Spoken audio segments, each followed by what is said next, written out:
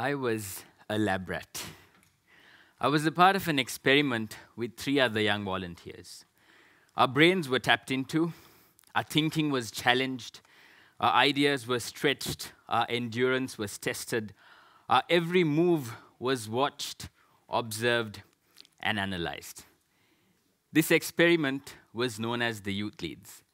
Their mission, if they choose to accept it, was to inspire people, not to think out of the box, but to think like there is no box, to engage young people, and to tell Sri Lanka how important foresight and innovation is. Diversity was what this team was about. The only thing common was probably the mutual love we shared for the delicious fruit juice that was available at the UN canteen. And of course, the strong spirit of volunteerism that we shared. Couple of months into this experiment, one fine day, we fixed a meeting with Sri Lanka's largest telecommunications network. And we walked into that meeting with a blank notebook.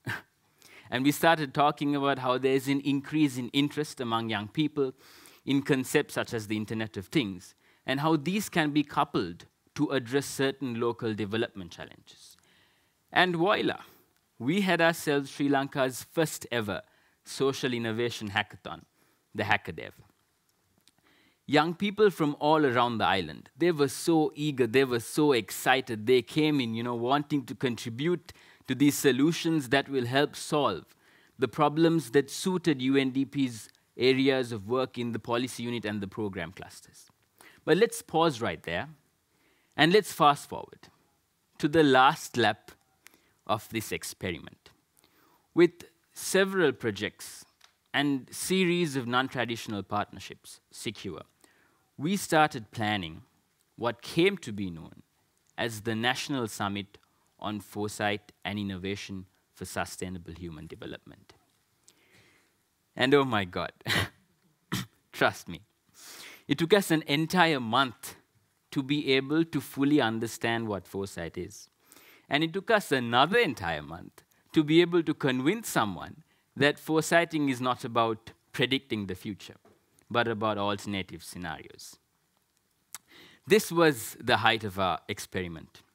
What excited us most, and what I really loved about the summit, was that we were able to connect, link, and relate all our previous work and tie it together. And in the true spirit of the global goals, we had the government, we had the private sector, we had the civil society, and we had us, the development sector, sitting at one table, having a much-needed holistic dialogue to envision the Sri Lanka we wanted and needed by 2030. Ladies and gentlemen, my story for you today is that if 4 young volunteers who barely knew each other can come together and ignite cross-sectoral inspiration for action on a national level, imagine if other countries had such a similar team with the same opportunity and the same freedom to inspire. We would have so many more people on our side, people who believe that climate change is real, people who know that poverty is a serious issue, and people who are aware that our ecosystem is dying at an unprecedented rate. And they will be willing to fight with us, right by our side. Do you know why?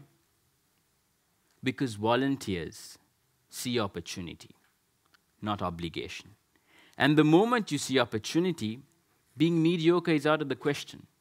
Getting somewhere there is not an option. Doing justice to that opportunity becomes your only mission. And that is why I would like to say that the biggest investment you can make in development is the investment in young people and the investment in volunteerism. Because the return on that investment is a world full of global citizens, or rather global leaders, as Richard said, who see opportunity. Oh, and by the way, I think it will be great if volunteers around the world can have the fruit juice free of charge. Thank you very much.